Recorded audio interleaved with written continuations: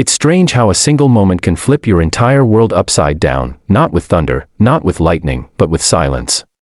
That's what happened to Elena Ward, a woman once known as the Ice Queen of Manhattan's corporate world, now standing in the rain outside her former office, clutching a box of her life's work, fired from the very company she built. She never cried in public before. But as the cold drizzle turned into a downpour, mascara streaked down her face, and the sharp click of her heels echoed on the pavement like tiny reminders of what she'd lost: her power, her reputation, her dreams. She had spent 15 years climbing to the top, but it took only one betrayal to destroy everything. Her business partner, Victor Sloan, the man she trusted like family, had turned the board against her. A fabricated scandal, falsified numbers, and overnight, Elena was branded a fraud.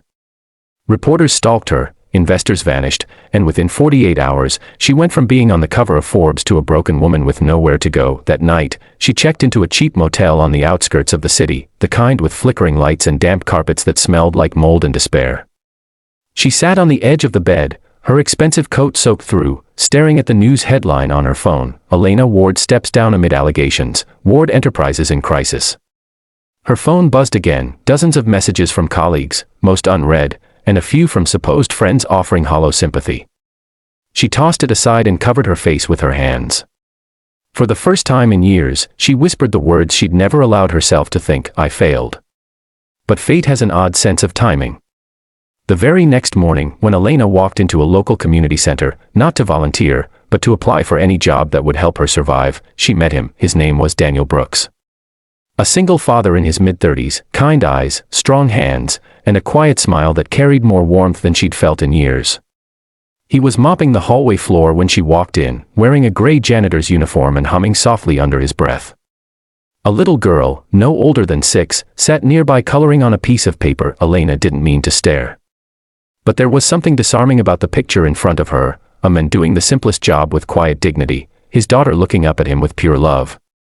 For someone who'd lived among marble floors and glass walls, that moment felt foreign and painfully human. When Daniel noticed her standing there, he smiled.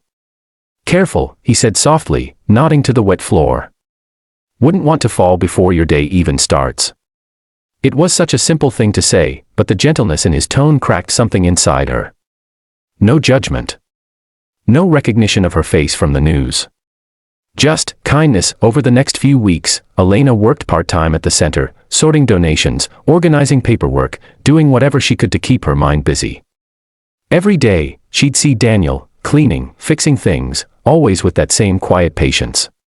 Sometimes his daughter, Lily, would run up to her, proudly showing her drawings. Elena began to notice things she'd ignored all her life: the smell of fresh coffee in the morning, the laughter of children playing outside, the comfort of being seen without expectations. One afternoon, when she found Daniel sitting alone in the break room, she finally asked, "Why do you do it? Why work here? You seem too smart for this." He chuckled. "I used to think like that," he said, setting down his mug. "I had a decent job once. My wife got sick, cancer, and when she passed, I couldn't keep it together. I lost everything too. But Lily needed a father more than I needed pride. So I started small again. And you know what? It's enough." That night, Elena cried again, but this time, not from pain. From realization. She'd spent her whole life chasing power, respect, validation, but sitting in that old community center, listening to a janitor speak with more wisdom than the entire boardroom she once commanded, she realized she'd been chasing the wrong kind of success. Weeks turned into months. The world forgot about Elena Ward, CEO. But in the quiet corners of that small town, something new began to grow: friendship. Daniel started fixing her broken confidence the way he fixed the squeaky doors in the center, slowly, carefully, without asking for anything in return. He taught her how to live again, how to find beauty in the ordinary. One snowy evening, as they closed up the center, the power went out. The only light came from a few candles Daniel lit from a drawer. They sat near the window, watching the snow fall in silence. "Do you miss it?" he asked. "The company," she replied. "Every day. But not the woman I was in it." He smiled faintly. Then maybe losing everything wasn't losing at all. The words lingered between them like a fragile truth, one that warmed her in a way nothing else had in years. In the months that followed, Elena began volunteering more, using her business knowledge to help small local startups. She found herself advising single mothers who wanted to start home businesses, teaching young people how to manage finances. For the first time, she wasn't leading for ego, she was leading to lift others, and as her purpose returned, so did something she never expected. Love. Daniel and Elena didn't fall fast, they fell gently. Over shared coffee, laughter, and the small, tender moments of rebuilding broken lives. Lily adored Elena, and the three of them became something resembling a family, not perfect, but whole. But just as peace settled in, the past came knocking. Victor Sloan, her former partner, was arrested for fraud. The evidence he'd fabricated against her was exposed. News outlets began calling, offering interviews, redemption stories. Her name was cleared when the call came from an investor offering her a chance to rebuild Ward Enterprises under her full control. Elena froze. It was everything she once wanted, and yet, she hesitated. That night, she told Daniel.